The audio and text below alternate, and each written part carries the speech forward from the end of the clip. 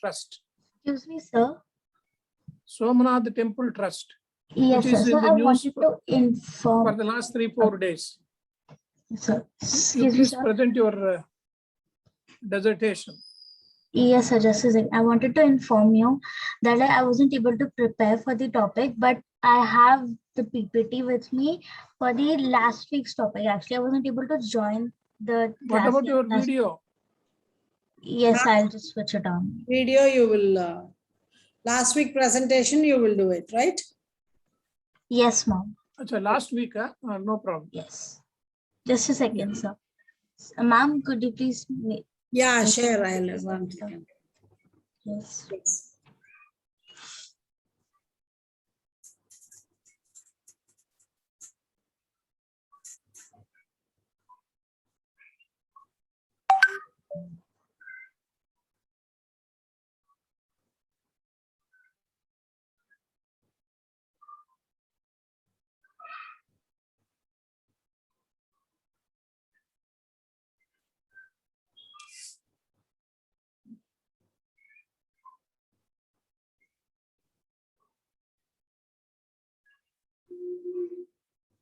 Ma'am, is my screen visible?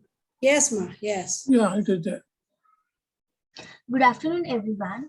Today's topic is UNESCO and its activities. UNESCO, United Nations Educational, Scientific and Cultural Organizations. What is UNESCO? UNESCO aims to build peace through international cooperation in education, the sciences, and the culture. UNESCO's programs contribute to the achievement of the Sustainable Development Goals defined in Agenda 2030, adopted by the UN General Assembly in 2015. Its vision is to develop educational tools to help people live as global citizens, free of hate and intolerance. UNESCO works so that each child and citizen has access to quality education. Some global efforts made by UNESCO.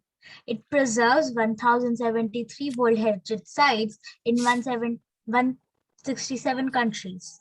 It coordinates national calamities, early warning systems all over the world. It has global efforts to promote quality education for all. It launched the SESAME World Class Research Laboratory in the Middle East. It stands up for freedom of expression and condemns the killings of the journalists.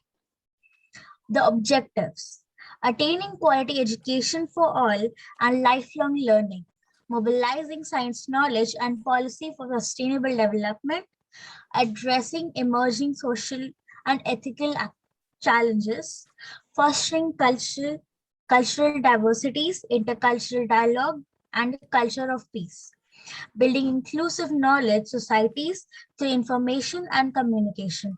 Thank you and have a nice day ahead. Thank you. Thank you.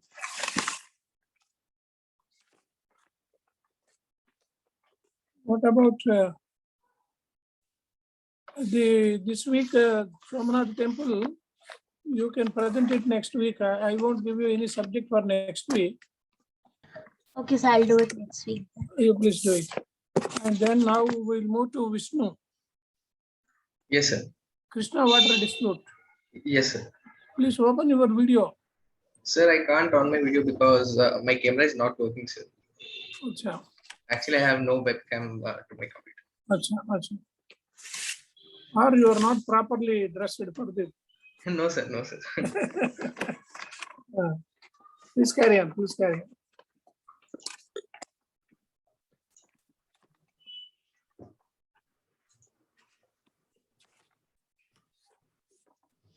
Good evening, sir. Good evening, ma'am. Good evening, everyone. Today, I'm going to present you about the Krishna water dispute. So, the water issues between the states were even before the formation of Telangana. To understand the dispute, it is important to know about the geography of the river. So, about Krishna River. Krishna River is the fourth biggest river in terms of water inflow and river basin area. It is almost 1400 kilometers long and it is also known as Krishnaveni. It flows through the states Maharashtra, Karnataka, Telangana, and Andhra Pradesh. It is one of the major source of irrigation to the states. The Krishna River originates in Western Ghats near Mahabaleshwar. It empties into Bay of Bengal at Hamsaladevi. Surala, Srisailam, Nagarjuna Sagar, Pulichintala are the dams which are located on the river. So Andhra Pradesh is located on the right side of the river, whereas Telangana is located on the left side of the river. So this is the map of Krishna River. It originates near Mahabaleshwar, and Vishnu, where is this Mahabaleshwar? it's in Maharashtra, sir. Yeah, you should tell that first. Yes. Yeah. So these are the dams built on And River why, Krishna why in our it merges in this sea?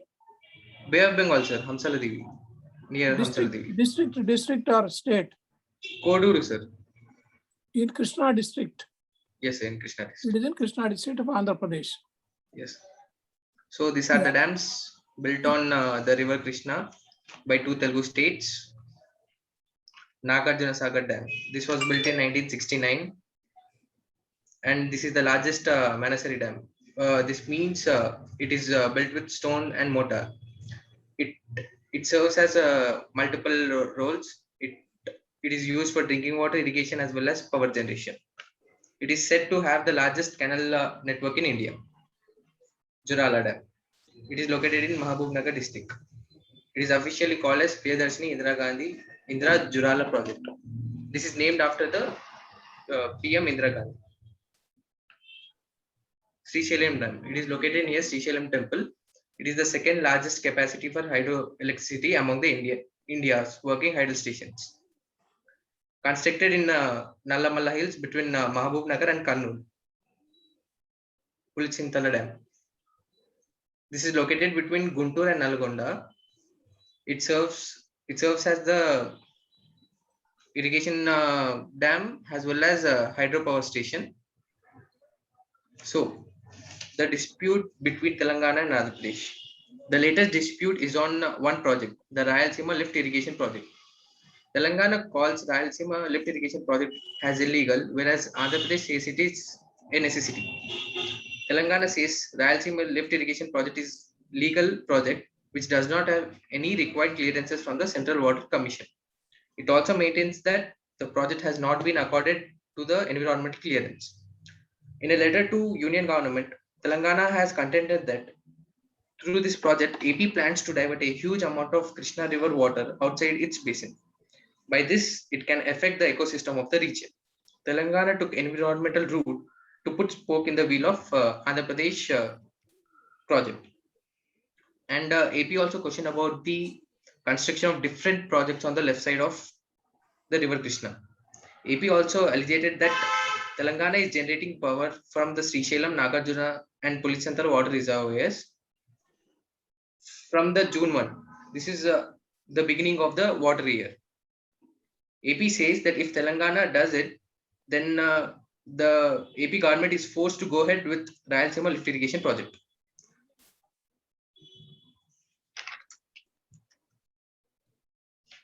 To understand the issue, it is important to know about the AP Reorganization Act 2014. According to this water sharing agreement, drinking water is the first priority, then comes the irrigation, and at the last, the power generation. AP says that the people in Rayalaseema are shortage of water. Then why Telangana uses the water for generating power? Telangana also demands the 50 to 50 water share, whereas it is 66:34. Out of 811 TMC feet of water, the AP Reorganization Act of 2014 allocated 299 TMC to Telangana and 512 TMC to AP. It was initially agreed, but Telangana now demands equal share. Andhra Pradesh has also filed a case in Supreme Court against the Telangana Krishna water dispute. The Supreme Court advised Andhra Pradesh and Telangana to resolve the dispute on sharing the Krishna River water for drinking and irrigation without any involvement of any third party. As our Chief Justice Ramana said that he don't want to hear this matter illegally as he belongs to the both states. So he said that please settle the matter with the talks without any involvement of any third party. Thank you. Now, Vishnu, you Yes, have sir. mentioned in the fourth frame about Dr. K.L. Rao Sagar. Which one? Yes, sir. Pulichintala. Yes, sir. Wow, who is this K.L. Rao? Sir, I have Any no idea, idea? sir. No, sir. No idea. He was the irrigation minister in Nehru and Indira Gandhi's cabinet. He was basically an engineer, irrigation engineer. And he was the person who was responsible for the Vijayawada Dam also across the Krishna River. And his daughter is the IAS officer who was the health secretary at the government of India. And K.L. Rao has proposed one proposal known as Garland Canal Scheme. You please note down. Garland Canal Scheme, Garland, sir. and combining both Ganga River to Krishna River. And it was like a garland, both north and south to be combined, and the wastage of water into the sea should not be there. The proposal was for a long time pending with the government, and somehow it could not materialize. But recently, Modi's government has taken a decision to have a Sagar Mala, and now there is a proposal to combine both the rivers, Ganga and Krishna, so that the water can be stored at different places and the flood water cannot go wastely to the sea. So K.L. Rao is a very, very father figure, particularly with the irrigation. He was irrigation minister for about 6 years. And when he contested for Vijayawada, he was unconditionally elected. There was no opposition for him. But when the second time came, he was defeated. Such a people like Mokshagundam Vishweswaraya and K.L. Rao, they are to be remembered for the efforts they have made. That is why they have made Pulichintala project in his name as Dr. K.L. Rao Sagar. That is the main point which you have to remember. Anyway, your presentation is very good, Vishnu. You have done a lot of efforts.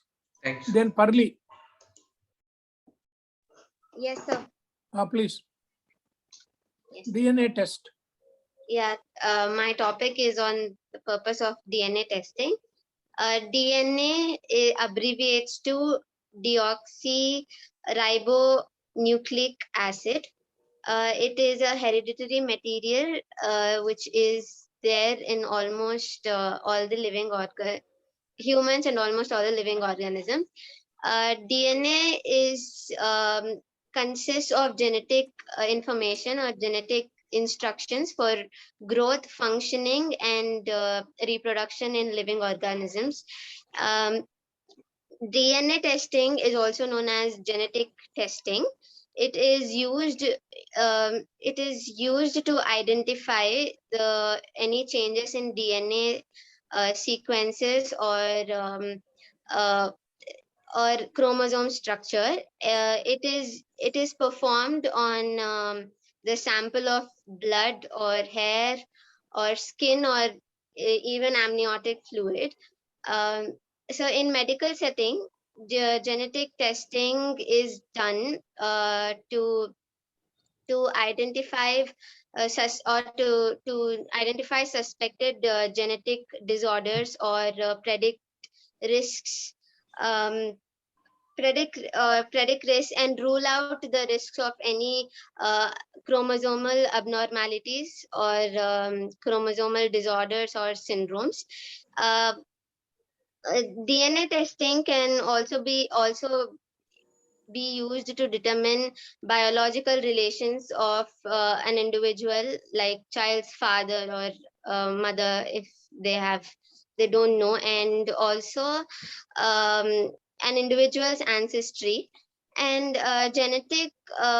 this DNA testing is also used is also done for plants and animals for the same reasons as humans, and also for the purpose for the purpose of having information for selective breeding.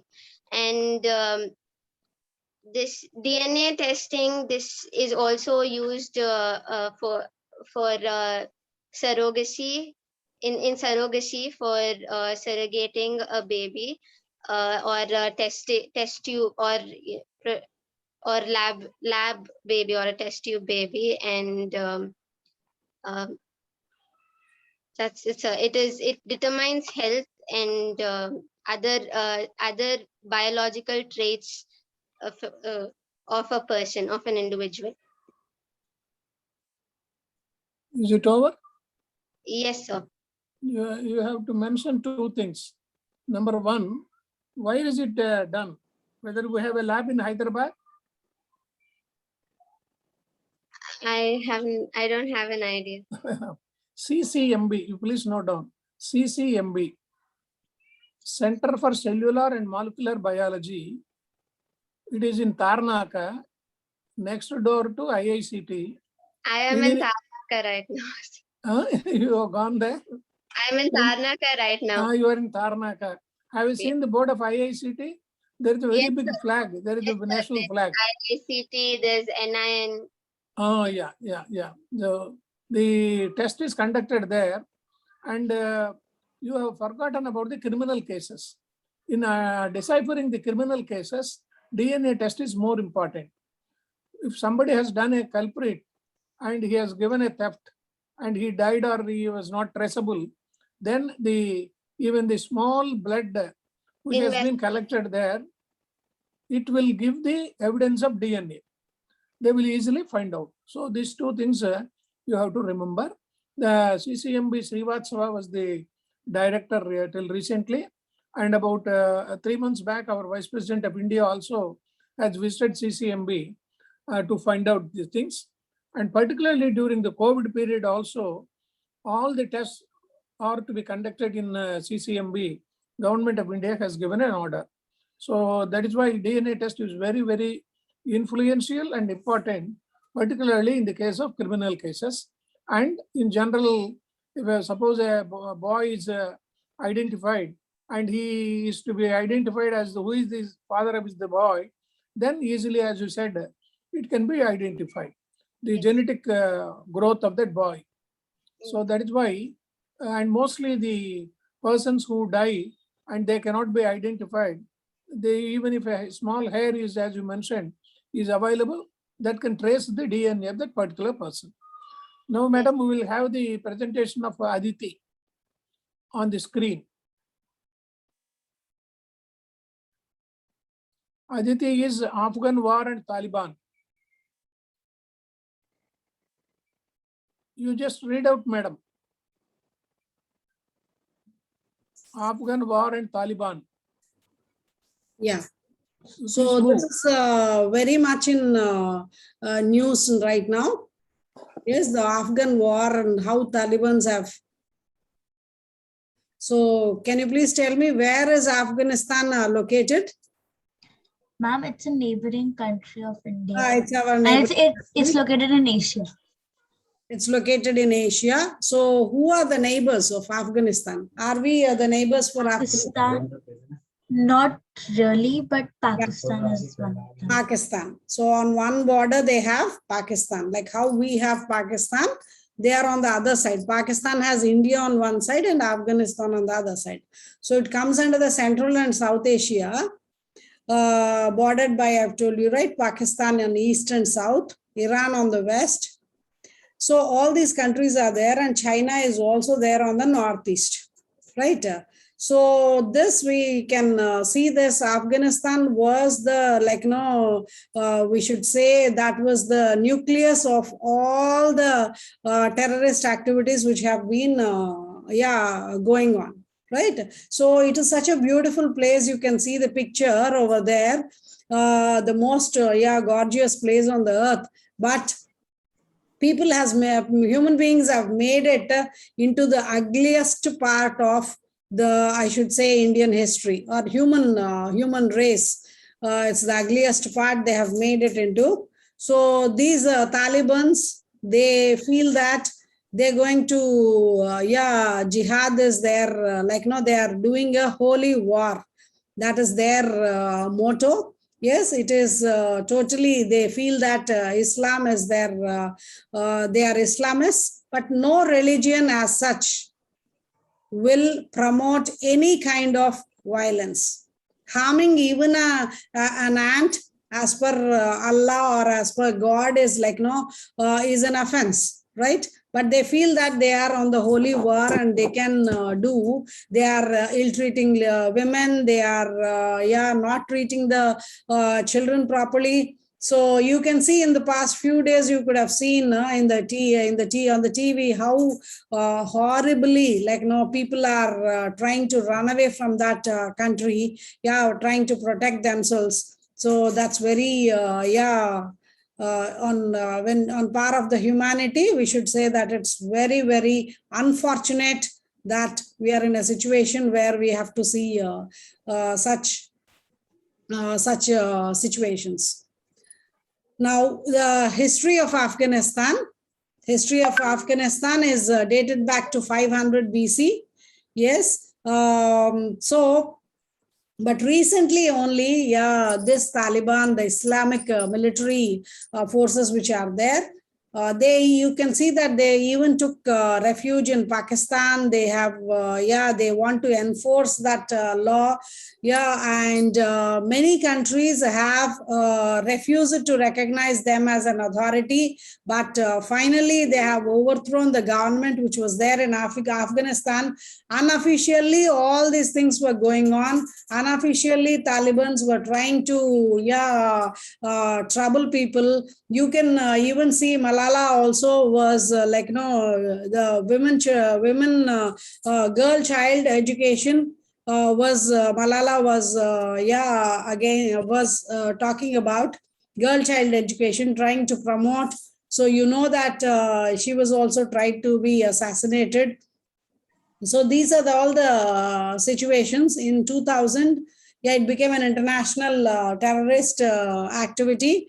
International terrorist organization it has become. And the Bin Laden, how he has tried to carry out actions. From 9/11.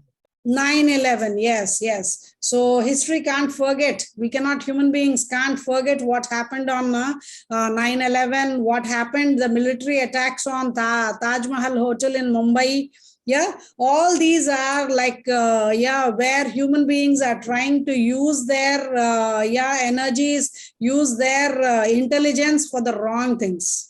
Right? They used we say the Google Maps, they used it in a wrong way. We try to use Google Maps to reach our destination, but they are using it for all the wrong purposes. See, calamities like, you can say landscapes, or you can say drought, or you have earthquakes, tsunamis. These are the things like which are happening in nature. By nature, they are happening. We human beings can't, they can only predict, or they can try to take necessary steps to prevent human loss. But those things are we can understand that such things can happen, like the tsunami or the earthquake or floods. These situations, we can protect ourselves. We will try to prevent ourselves. But this is all man-made violence, man-made, causing where women and children are being ill-treated, and they are under, I should say, terrifically, they are in panic, right? So this Northern Alliance, the intense fighting with the Taliban troops happened. Yes, there were, they used to hijack, even Kandahar is very much known for where these terrorists tried to, even the flights also, they tried to overtake and cause lots of fear among the people. That is the main thing. So what happened on 15th of August, 2021? Yes, Taliban forces tried to overtake the government. Even in Pakistan, you can see that the government is a military government, right? So there it is not the democracy like how we have it in India, right? It is run by the military forces. So what happened? Effect of Taliban rule on women, human rights and safety. Human rights are are the least bothered ones in this Taliban rule. So people got scared. they wanted to move to better places. You can see on the TV, you can see people trying to give away their babies and children also to the American troops, to feel that they at least they will be somewhere in another country, they will be safe, right? So they were forced to women seeking education were forced to attend underground schools, right? So these are all very things that should not be happening in this 21st century, where on one side we have freedom for the girl children. You can see in United States, in India, in places like this, where everybody, all are treated, a boy and a girl are treated equally. Yes, but still it is very, very unfortunate that even in few more countries across the world, there are things happening like this. So they say that we are going to have an inclusive government, but people cannot trust, because all the kinds of acts which they have performed, people cannot trust them anymore. So to create a secure environment over there, to bring back normal life, is going to take a lot of time. So for Taliban's to gain the trust of people, Afghans can't trust them. So the trust is lost. So to again regain it, let us see if they will at least try to keep up to their words as this inclusive and Islamic government. Let us see what they're going to do. Here I have a small addition to make. Yes, somebody sir. has sent me one WhatsApp message. The place is earlier known as Gandhara Desham. In Mahabharata, Gandhari hails from that place. So this Kandahar is Gandhara, and it is now presently Afghanistan. So a curse was given by Gandhari, princess of Gandhara, to her brother Shakuni. He was the ruler of that Gandhara Desha at that time, which is presently known as Afghanistan. What is that? Because of your crooked and cunning ways, I lost all my 100 children, that is Kauravas. So she cursed him that never ever in your kingdom will there be peace, prosperity, and progress. Well, how true Hindu scriptures are. Afghanistan in Vedic period is known as Afghanistan, a defective place. So still that is going on. The curse of Gandhari is there, and the country cannot live peacefully. That is the story. Yeah, thank you. It was a very nice presentation by Aditi, all of represented you, by all of Shailaja you madam. presented them very well. Yeah, see that the topic which you present, you have a complete understanding of it, and you're doing it. So the other presentations are also, I think so we should share all this in the group so that you can save. Everything is very clear about the particular topics which you have taken up. Very well done, children. Very good. So shall we end the session, sir? Yeah, please. Yeah. Thank you, children. See you. Please keep answering the questions, quiz questions. Don't be lazy in doing that. Excuse me, sir. Yeah. Sir, I haven't presented my. Oh, Yashwini. Yeah. Please. How we have missed you? Usually we start with you, Yashwini. Yeah. Please do. Please do. Yes, sir. Yeah. Sorry. Yashwini. Yeah. Good evening, everyone. My presentation topic is women empowerment. What is women empowerment? Women empowerment can be defined as promoting women's sense of self-worth, their ability to determine their own choices, and their right to influence social change for themselves and others. It is closely aligned with female empowerment, a fundamental human right that's also key to achieving more peaceful and prosperous world. Principles of women empowerment. There are 7 principles. Principle number 1, create high-level corporate leadership for gender equality. Principle number 2, treat all people fairly at work, respecting and supporting non-discrimination and human rights. Principle number 3, ensure the health, well-being, and safety of all workers whether male or female. Principle number 4, promote education, training, and professional development for women. Principle number 5, implement supply chain marketing practices and enterprise development that empower women. Principle number 6, champion equality through communities, innovatives, and advocates. Principle number 7, measure and report publicly on progress to create gender equality. The global landscape of women empowerment. Gender equality is a basic human right, and it is also fundamental to having a peaceful, prosperous world. But girls and women continue to face significant challenges all around the world. Women are underrepresented in power and decision making. They receive unequal pay for equal work. They often face legal and other barriers that affect their work opportunity at work. Why is empowering girls and women so important? Empowering women is essential to the health and social development of the families, communities, and countries. When women are living safe, fulfilled, and productive lives, they can reach their full potential. Contributing their skills to the workforce can raise happier and healthier children. They are also able to help fuel sustainable economies and benefit societies and other humanity at large. This is one of the real story of women empowerment.